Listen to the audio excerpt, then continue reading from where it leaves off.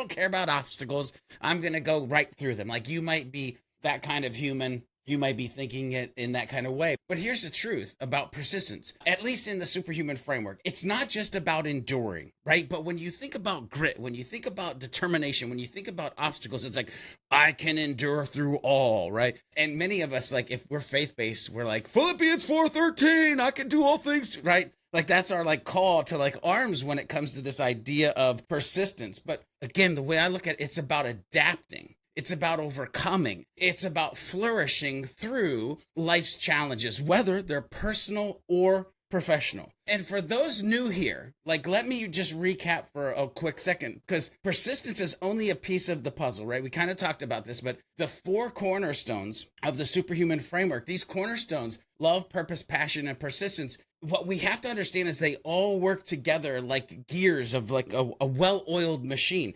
Love lays the foundation. Purpose aligns our efforts.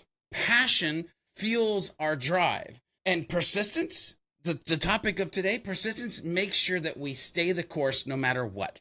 Okay, that's how they're working together. And when you pair these cornerstones with the 10H pillars like hunger, health, or humanity, or any of the other ones, we start to create something powerful, a holistic system for flourishing in every area of life, personal and business, like everywhere, if we're paying attention to this. So I want you to think of persistence as the engine. It's what keeps you moving forward when the road gets tough. It's not about just pushing through, because again, when you think about grit, I'm going to hit my head on the brick wall 1,000 times till I get through. It's not just about pushing through. It's about growth. It's about resilience. It's about discovering a meaning even when we face hard times. So that's what I'm talking about when it comes to persistence.